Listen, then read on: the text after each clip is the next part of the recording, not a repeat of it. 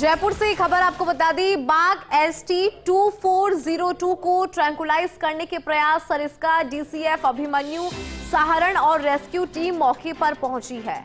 वरिष्ठ पशु चिकित्सक डॉक्टर डीडी मीणा और रेस्क्यू टीम ट्रैंकुलाइज करने की कोशिश कर रही है। दरअसल सरिस्का की अकबरपुर रेंज की डाबली सुकोला क्षेत्र में दिसंबर 2022 में ST-2402 का जन्म हुआ था। बाघेन ST-14 का बेटा है बाघ ST-2402। बढ़ती बाघों की संख्या और गांव विस्थापन न होने से टेरिटरी की तलाश में भटक रही सरिस्का के बाघ 3 साल पहले ST-24 पहुंचा था जमवारामगढ़, फिर ST-2305 पहुंच गया रायसर, ST-2303 पहुंच गया था हरियाणा, फिर 2.5 महीने बाद ट्रैंकुलाइज कर रामगढ़ बिजधारी भेजा। अब ST-2402 दौसा जिले की महूखेड़ा गांव पहुंच गया है। जल्द ट्रैंकुलाइज करने की कोशिश यहां पर की जा रही है। अधिक जानकारी लेंगे एसोसिएट एडिटर निर्मल तिवारी जी हमारे साथ फोन लाइन पर है। निर्मल जी, अगर बात करें इस बाघ की, जिस तरह से इसका आक्रामक रवैया भी नजर आया, एक्टिव मोड में नजर आया, उसके चलते जो है ट्रैंकुलाइज करने की जो कोशिश है वो यहाँ पर की जा रही है। हालांकि टेरिटरी की तलाश में अक्सर ऐसी तस्वीरें हमें देखने को भी मिलती है। निर्मल जी, क्या अपडेट आपके पास? निर्मल जी देखिए इंदु, अभी ये जो बाघ ST-2402 है, ये अपनी अभी जगह बदल चुका है। सुबह इसने जो दौसा जिले के महूखेड़ा का जो बैजूपाड़ा जो गांव है, उसके महूखेड़ा का जो उसके समीप का जो गांव है, वहां पर उसने 3 लोगों को हमला करके घायल कर दिया था, जिनका बांदीकुई अस्पताल में उपचार चल रहा है। उसके बाद जो सरिस्का के डीएफओ है अभिमन्यु सारण, वो मौके पे है। उनके साथ रेस्क्यू टीम है जिसमें DD Meena, doctor DD Meena जो वरिष्ठ पशु चिकित्सक है, वो ट्रैंकुलाइज करने का प्रयास कर रहे हैं। लेकिन चूंकि एक युवा बाघ है, इसकी उम्र करीब 2 वर्ष है और ये चूंकि हष्ट पुष्ट है और एकदम से वहां टेरिटरी की तलाश में वहां से निकल करके यहाँ पर आया है, तो निश्चित तौर पर काफी दमखम वाला बाघ है और कोशिश कर रहा है, ये भी वहां से बदहवास स्थिति में भागने की कोशिश कर रहा है। इधर ट्रैंकुलाइज टीम उसको ट्रैंकुलाइज करने के प्रयास कर रही है। फिलहाल इसने अपनी जगह बदल ली है, वहां से दूसरी जगह जाकर छुप गया है। जैसे ट्रैक होगा इसको ट्रैंकुलाइज किया जाएगा। लेकिन इंदु देखिए, बड़े सवाल यही है कि सरिस्का के अंदर अभी तक की जो सर्वोच्चकालीन जो संख्या है, सबसे बड़ी संख्या बाघों की 43 के स्तर पर पहुंच गई है। आपको पता होगा 2.5 साल पहले की बात है, जब जुलाई 2022 के अंदर जो सबसे पहले ST-24 था सरिस्का से निकल करके वो टेहला पहुंचा और टेहला से निकल करके वो जम्वा रामगढ़ के जंगलों में है और आज भी वो वहीं पर रायसर, साहू की पहाड़ी और जम्वा रामगढ़ के क्षेत्र में विचरण कर रहा है।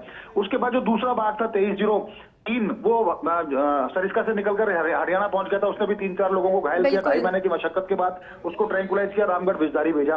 फिर तीसरा बाघ जो 2305 की हम बात करें, वो भी 2 महीने से पहले तो छुपा रहा वहां पर, क्योंकि दूसरे बाघ उसको पुश कर रहे थे। फिर वो भी निकल करके जयपुर आ गया और रायसर के जंगल में 30 नवंबर को पहुंचा था। आज उसको 1 महीने से ज्यादा का वक्त हो गया, वो यहाँ पर है। और ये चौथा बाघ है, ये ST-14 जो बाघिन है, उसके 2 शावक हुए थे दिसंबर 2022 के अंदर। उनमें से एक है 2401 और 2402। ये 2402 है जो अकबरपुर रेंज के डाबली सुकोला क्षेत्र से निकल करके महूखेड़ा पहुंचा। डाबली और सुकोला के और महूखेड़ा के बीच की बात करें तो दूरी 58 किलोमीटर की है और एक बाघ के लिए 1 दिन या 24 घंटे या 30 घंटे में 58 किलोमीटर की दूरी पार कर सकता है। तो निश्चित तौर पर दिक्कत ये हो रही है कि सरिस्का में से गांवों का विस्थापन नहीं किया जा सका। दुर्भाग्यपूर्ण बात यह है कि प्रदेश के वन मंत्री अलवर से आते हैं, देश के वन मंत्री अलवर से आते हैं, उसके बावजूद सरिस्का में बाघों को सही रखने के लिए, वहां उनका बेहतर प्रबंध करने के लिए गांवों का विस्थापन नहीं हो सका है। अभी भी वो प्रॉपर पैकेज नहीं बनाए, पैकेज को व्यवहारिक नहीं मान रहे हैं जितने भी जो ग्रामवासी है, और इसलिए वो वहां से निकलने की को तैयार नहीं होते। यही कारण है कि वह नए ग्रासलैंड विकसित नहीं किए जा रहे और जहां ग्रासलैंड विकसित किए थे, जैसे जिस डाबली सुकोला में ये बच्चा पैदा हुआ था 2402, ये तभी हुआ था क्योंकि वहां डाबली सुकोला को खाली करा दिया गया था, वहां ग्रासलैंड बनाया गया था, स्ट्रेस मैनेजमेंट हुआ था। लेकिन जो दूसरे गांव है, हरिपुरा की बात करें, क्रासका की बात करें, कांकवाड़ी की बात करें, तमाम से गांव है सरिस्का के अंदर जो कोर क्षेत्र में बसे हुए और उनसे बाघों को निश्चित तौर पर स्ट्रेस तो हो ही रहा है। साथ ही साथ क्योंकि 43 बाघ हो गए तो जंगल छोटा पड़ने लगा है। जो ज्यादा मजबूत बाघ होता है, क्योंकि जंगल में तो आपको पता है जिसकी लाठी उसकी भैंस, जिसमें ज्यादा दमखम होगा वो वहां पर रहेगा, दूसरे को भागना पड़ता है। तो 2402 की 2401 के साथ ही वहां पर जंग होती है। दूसरे जो बाघ है वो उसको वहां से पुश कर रहे हैं, तो यही कारण है कि वहां से वो अपनी जान बचाता हुआ इस तरफ भागा है और उसको जो एक सेफ पैसेज मिला, उस सेफ पैसेज के तहत वो वहां से 58 किलोमीटर दूर दौसा जिले के बैजूपाड़ा महूखेड़ा पहुंचकर, जहां उसने 3 लोगों के ऊपर हमला भी कर दिया जो उसके सामने है। लेकिन अब कोशिश की जानी चाहिए कि इसको जल्दी से जल्दी यहाँ से ट्रैंकुलाइज किया जाए और ट्रैंकुलाइज करके इसको वापस सरिस्का ही लेकर के जाए। ऐसा नहीं हो कि इसको यहाँ से ट्रैंकुलाइज किया और आप दूसरे जंगल में छोड़ दें, ऐसा नहीं होना चाहिए। जी। सरिस्का का बाघ सरिस्का में ही रहे, लेकिन वन विभाग को बहुत तेजी से काम करना ही पड़ेगा।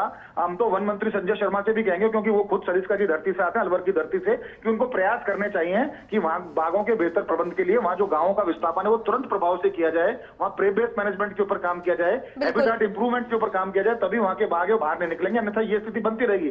सरिस्का में पिछले 2.5 साल से 4 बाघ बाहर निकल जाते हैं। पिछले अगर हम 4 महीने की बात करें, 4 महीने में 3 बाघ वहां से बाहर निकल जाते हैं, तो निश्चित तौर पर दुर्भाग्यपूर्ण स्थिति। आप अंदाजा लगाओ कि बाघों में किस तरह से आपस में टकराव बढ़ा है कि वो इधर उधर भाग रहे हैं। 3-4 महीने के अंदर 3 बाघों का निकलना, 2.5 साल में 4 बाघों का निकलना निश्चित तौर पर सरिस्का के लिए एक चेतावनी, एक अलार्म है। कोशिश ये की जानी चाहिए, जो मुख्य वन्यजीव प्रतिपालक है पवन उपाध्याय, उनकी तरफ से इस तरह के प्रयास हो भी रहे हैं, लेकिन तमाम जो दूसरे अधिकारी हैं, तमाम जो हमारे यहाँ के मंत्री अधिकारियों के साथ बैठे हैं, सरकार से बात करें, मुख्यमंत्री से अगर उनको हस्तक्षेप करने का अगर उनको आग्रह करना चाहिए तो वो भी करना चाहिए, क्योंकि सूबे के मुखिया हैं, वो चाहें तो वहां के लिए एक नया व्यवहारिक प्लान के लिए वो अधिकारियों को कह सकते हैं। राज्य सरकार के पास किसी तरह की कोई कमी नहीं है संसाधनों की, तो बेहतर ही होना चाहिए और कोशिश करने की जरूरत है, क्योंकि अपनी टेरिटरी को बनाने को लेकर जिस तरह से आप भी डाटा शेयर कर रहे हैं कि किस तरह से बाघ वहां से निकल कर आ रहे हैं, वो अपने आप में अच्छे संकेत नहीं है। बहुत शुक्रिया निर्मल जी इस पूरी खबर पर विस्तार से जानकारी और अपडेट के लिए।